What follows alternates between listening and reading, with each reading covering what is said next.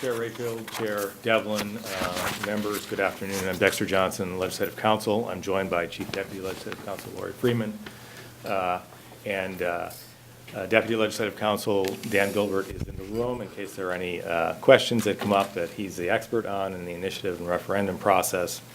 But what I'd like to do is essentially walk through the revised draft ballot title and focus on the changes made since you met on September 5th. And at that time, you asked us, as staff has summarized, you asked us to go back, revise the first draft based on feedback that we received largely through the public comment process. We have done so. And what I'd like to do, again, is walk through the specifics of that and then touch base on two areas where there was significant public comment, but for which we concluded that additional changes could not be made and still satisfy the legal standards for what a ballot title must provide. So with that, the law requires that ballot title contain four elements: a caption, a yes vote statement, a no vote statement, and a summary.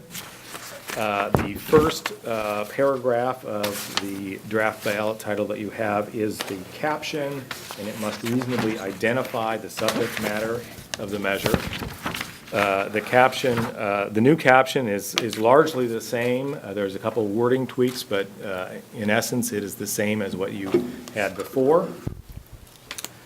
The yes vote statement is the next paragraph, and that too is largely the same, with the exception of something when we prepared the initial draft ballot title, we were under the impression that as you may recall, there is in House Bill 2391, the bill portions of which are being referred are potentially subject to this referendum. There is a 0.7% assessment on hospitals that the way the petitioners referred that portion of it, they only referred because the bill subsequently amends the assessment. They only referred the very beginning part, and so that assessment is the way if voters were to reject the text that is being referred, the remainder of this special assessment on hospitals is already law and will become operative on a date in the future. Unfortunately, it's a little bit more complicated than just a date. It is either the later of January 1, 2018, or the date of a federal agency, the Centers for Medicaid and Medicare Services, approval of the proposed change. And the original draft just had January 1, 2018.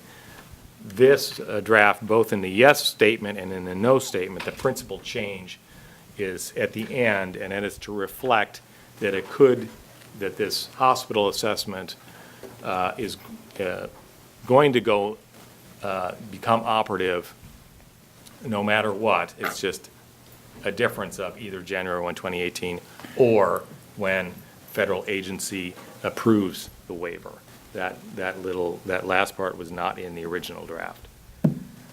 The no vote statement is the third paragraph, and I've really explained in my yes vote statement explanation the principal difference. It's the same thing here with the no vote statement, and that is at the final sentence there, which again reflects this notion that that the hospital 0.7% assessment is going to become operative. It's just a matter of whether it's January 1st or federal agency approval date. Finally, the fourth component of a ballot title is the summary. The summary must be an impartial statement that summarizes the measure and its major effect. And we did do a fairly significant rewrite of that to reflect, we received feedback that we had not adequately explained what the current law is, and so we added that information. That is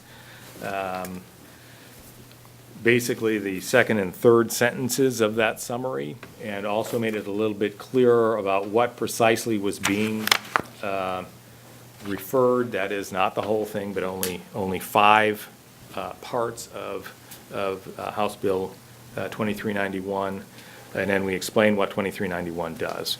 And finally, again, we explain this operative date contingency in some detail. It is a minor point, but unfortunately it is one that cannot be expressed in simply a word or two. So that is the essence of the change to the ballot title summary. And then I'd like to note 2 areas where we concluded that it would not be consistent with the standards for what a ballot title must contain to make changes. And there were a number of comments in both of these areas. The first is a number of folks commented that the ballot title should contain the word tax rather than assessment. Actually, however, the bill that is being referred, portions of which are being referred, House Bill 2391, uses the word assessment, does not use the word tax. Second, there is a Supreme Court case, Dale versus Kulongoski, about 20 years ago now, that considered this very issue. The question before the court was whether the ballot title for a constitutional amendment that you are all familiar with, the one that now requires the legislature to pass bills for raising revenue by 3/5 vote, whether that ballot title should, instead of using the words bill for raising revenue, which is what the provision itself says, should have used the word tax. And the court rejected that. It said no, the ballot title should use what's in the measure, specifically bill for raising revenue. We believe the same analysis would apply here, and so if we use the word tax rather than assessment, it would be likely that the court would actually require modification back to the word assessment. Finally, the other area of where there's a lot of comments asking for change was in that the ballot title should spell out more clearly the impacts of a no vote on folks that are receiving health insurance in this state or health care benefits in this state. And we concluded that kind of analysis could not be made here because there are, in fact, if voters vote no on this, it is almost certain that there will be further legislative action to take that into account, and there could be a very broad number of legislative responses to address this. And for us to engage in speculation about that would in fact fail to meet the standard of this being an impartial statement. And so we simply concluded that it was so speculative that we could not include language in the ballot title about that. I will note, though, that the voters pamphlet, as you all know, contains, in addition to the ballot title and the explanatory statement, it contains as many pro and con statements for a particular measure as there are parties out there who have submitted them and paid the fee for that to be included. And it is the pro-con statements that are included in the ballot title. That is where the appropriate place for those kind of arguments to be set forth. So that's the ballot title. And, perhaps now, if there are any questions about that, that would be Questions? appropriate time.